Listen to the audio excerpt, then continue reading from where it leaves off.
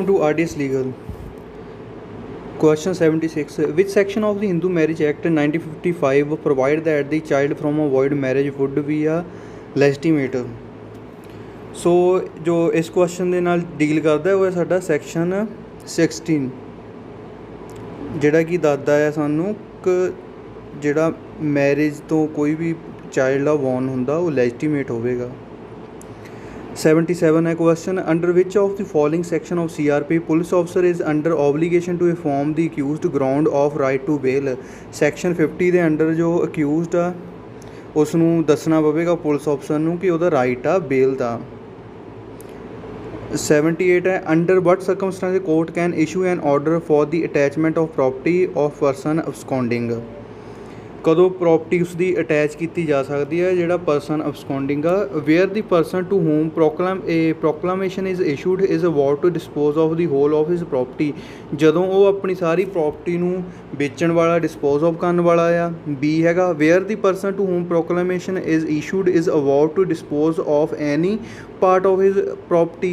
वो अपनी प्रॉपर्टी का कोई एक पार्ट डिस्पोज करन वाला आ। सी where the person to whom the proclamation is issued is about to remove the whole or any part of his property from the local jurisdiction of the court।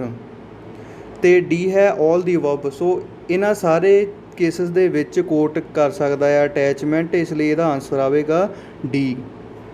79 है inherent power under section 482 CRPC can be exercised by. जो 482 ਦੀਆਂ ਪਾਵਰਾਂ ਆ ਉਹ ਸਿਰਫ high court ਦੇ ਦੁਆਰਾ ਹੀ use ਕੀਤੀਆਂ ਜਾ ਸਕਦੀਆਂ ਆ।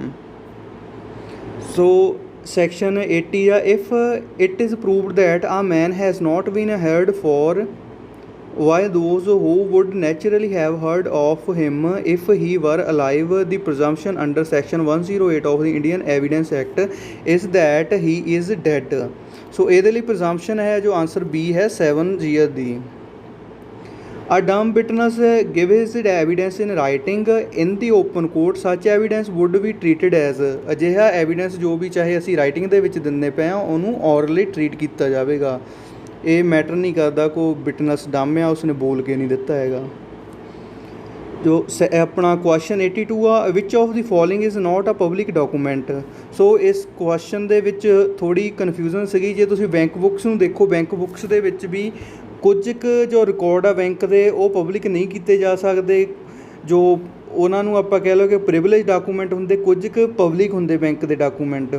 ਸੋ ਜਿਹੜੀਆਂ ਬੈਂਕ ਬੁੱਕਸ ਆ ਉਹ ਪਬਲਿਕ ਡਾਕੂਮੈਂਟ ਹੋ ਸਕਦੀਆਂ ਨਹੀਂ ਵੀ ਹੋ ਸਕਦੀਆਂ। ਇਸੇ ਤਰ੍ਹਾਂ ਪੋਸਟਮਾਰਟਮ ਰਿਪੋਰਟ ਹੈ ਜੋ ਜੱਜਮੈਂਟ ਆਫ ਹਾਈ ਕੋਰਟ ਆ ਇਹ ਵੀ ਪਬਲਿਕ ਡਾਕੂਮੈਂਟ ਆ। ਰਜਿਸਟਰਡ ਆਫ ਸੇਲ ਡੀਡ ਆ ਇਹ ਵੀ ਪਬਲਿਕ ਡਾਕੂਮੈਂਟ ਆ।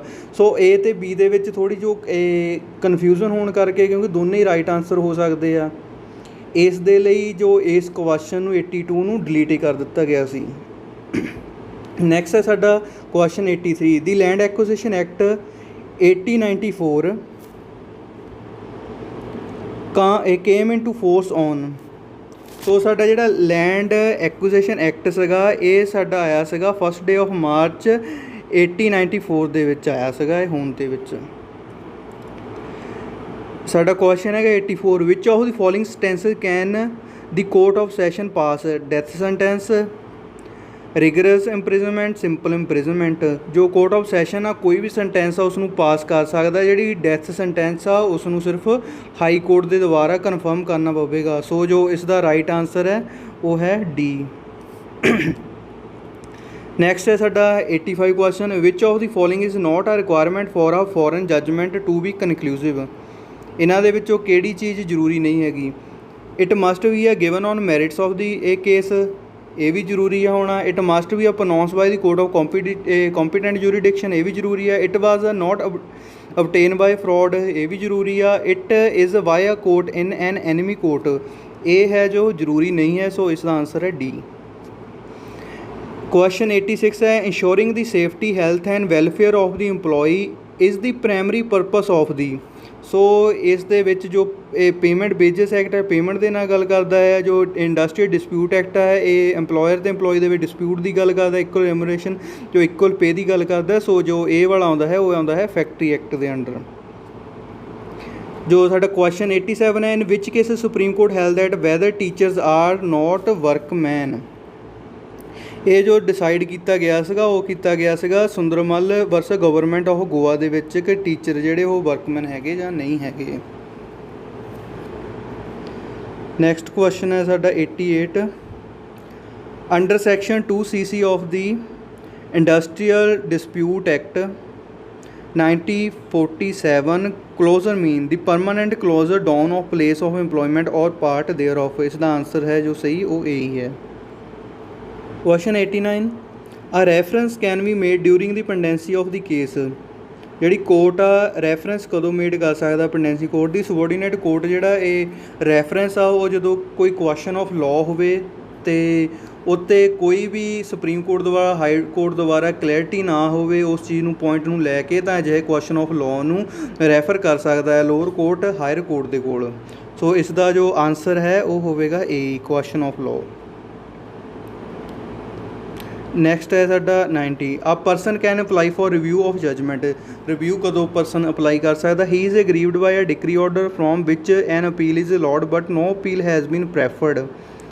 ਇੱਥੇ ਵੀ ਕਰ ਸਕਦਾ apply. He is aggrieved by a decree order from which no appeal is allowed. ਇੱਥੇ ਵੀ ਕਰ ਸਕਦਾ। He is aggrieved by decision on a reference from a court of small causes. Small causes ਦਾ ਵੀ ਰਿਵਿਊ ਫਾਈਲ ਕੀਤਾ ਜਾ ਸਕਦਾ। So ਇਸ ਦਾ ਰਾਈਟ ਆਨਸਰ ਹੈ ਡੀ, ਇਹਨਾਂ ਸਾਰਿਆਂ 'ਚ ਹੋ ਸਕਦਾ ਹੈ। ਜੋ next question 91 in which of the following cases the remedy of revision is not available. ਇਹਨਾਂ 'ਚੋਂ ਕਿਹੜੇ ਕੇਸਿਸ ਦੇ ਵਿੱਚ ਜੋ ਰਿਵੀਜ਼ਨ ਦੀ ਰੈਮਡੀ ਆ ਉਹ ਅਵੇਲੇਬਲ ਨਹੀਂ ਹੈਗੀ। ਕੇਸਿਸ ਇਨ ਵਿੱਚ ਫਸਟ ਅਪੀਲ ਲਾਈਜ਼, ਠੀਕ ਆ, ਜਿਨ੍ਹਾਂ 'ਤੇ ਅਪੀਲ ਲਾਈ ਹੁੰਦੀ ਉਹਨਾਂ ਦੀ ਰਿਵੀਜ਼ਨ ਨਹੀਂ ਹੈਗੀ। ਕੇਸਿਸ ਇਨ ਵਿੱਚ ਸੈਕੰਡ ਅਪੀਲ ਲਾਈਜ਼ ਉਹਨਾਂ ਦੀ ਵੀ ਨਹੀਂ ਹੁੰਦੀ। ਇੰਟਰਲੋਕੇਟਰੀ ਆਰਡਰਸ, ਸੋ ਇੰਟਰਲੋਕੇਟਰੀ ਆਰਡਰ ਹੁੰਦੇ ਜਿਹੜੇ ਛੋਟੇ ਨਿੱਕੇ ਮੋਟੇ ਆਰਡਰਸ ਹੁੰਦੇ ਆ। ਸੋ ਇਹਨਾਂ ਸਾਰਿਆਂ ਦੀ ਰਿਵੀਜ਼ਨ ਜਿਹੜੀ ਉਹ ਨਹੀਂ ਅਪਲਾਈ ਹੁੰਦੀ ਅਤੇ ਇਹਦਾ ਆਨਸਰ ਹੈਗਾ ਡੀ। 92 ਆ effect of non negotiable crossing is mention under. So ਇਸ ਨੂੰ ਜਿਹੜਾ ਮੈਂਸ਼ਨ ਕੀਤਾ ਗਿਆ ਹੈ ਉਹ ਕੀਤਾ ਗਿਆ ਹੈ ਸੈਕਸ਼ਨ 130 ਦੇ under.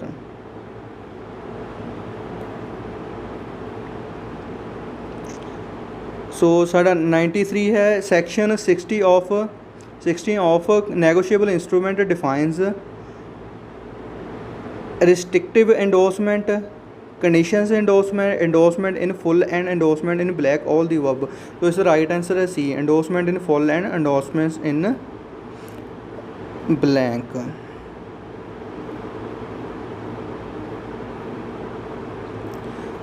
next 94 question, the liability under section 138 of the negotiable instrument act 8081 is। ਸੋ ਜੋ ਸੈਕਸ਼ਨ 138 ਦੀ ਲਾਇਬਿਲਟੀ ਹੈ ਉਹ ਸਟ੍ਰਿਕਟ ਹੈ ਕਿਉਂਕਿ ਕੋਰਟ ਜਾਂ ਲਾਅ ਇਸ ਮਾਮਲੇ 'ਤੇ ਬਹੁਤ ਸਟ੍ਰਿਕਟ ਹੈ ਕਿ ਜੇਕਰ ਤੁਸੀਂ ਕਿਸੇ ਨੂੰ ਚੈੱਕ ਇਸ਼ੂ ਕਰਦੇ ਹੋ ਤਾਂ ਤੁਹਾਡੀ ਪੂਰੀ ਲਾਇਬਿਲਟੀ ਬਣ ਜਾਂਦੀ ਹੈ ਸਟ੍ਰਿਕਟ ਕਿ ਉਹ ਜਿਹੜਾ ਕੈਸ਼ ਉਹ ਤੁਹਾਡਾ ਚੈੱਕ ਆ ਉਹ ਕੈਸ਼ ਜ਼ਰੂਰ ਹੋਵੇ, ਨਹੀਂ ਤਾਂ ਤੁਹਾਡੇ 'ਤੇ ਜੋ ਲੀਗਲ ਐਕਸ਼ਨ ਆ ਤੁਹਾਨੂੰ ਸਜ਼ਾ ਹੋ ਸਕਦੀ ਹੈ ਜਾਂ ਡਬਲ ਅਮਾਊਂਟ ਪੇ ਕਰਨੀ ਪੈ ਸਕਦੀ ਆ। 95 The objective of Land Acquisition Act 1894 are। So the act of amendment of law ਇਹਦਾ ਐਕੁਜ਼ੀਸ਼ਨ ਜੋ ਪਬਲਿਕ ਪਰਪਸ ਦੇ ਲਈ ਐਕਵਾਇਰ ਕਰ ਸਕਦੇ ਆ ਜਾਂ ਕਿਸੇ ਕੰਪਨੀ ਦੇ ਲਈ ਸਰਕਾਰ ਐਕਵਾਇਰ ਕਰ ਸਕਦੀ ਹੈ। ਇਸ ਦਾ ਜੋ ਰਾਈਟ ਆਨਸਰ ਹੈ ਉਹ ਹੈ D. Question 96 under which of the following section of CRPC police ਅਫਸਰ can arrest an accused without warrant.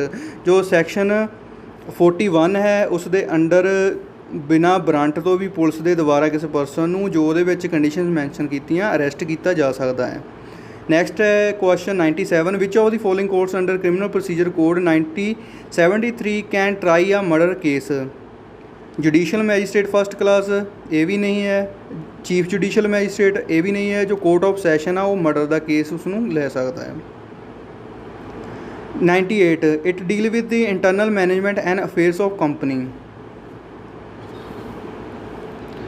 ਜੋ ਇੰਟਰਨਲ ਮੈਨੇਜਮੈਂਟ ਦੇ ਕੰਪਨੀ ਦੇ ਅਫੇਅਰ ਦੇ ਨਾਲ ਡੀਲ ਕਰਦਾ ਹੈ ਉਹ ਹੁੰਦਾ ਆ ਆਰਟੀਕਲ ਐਸੋਸੀਏਸ਼ਨ, ਬੀ ਇਸ ਦਾ ਰਾਈਟ ਆਨਸਰ ਹੈ।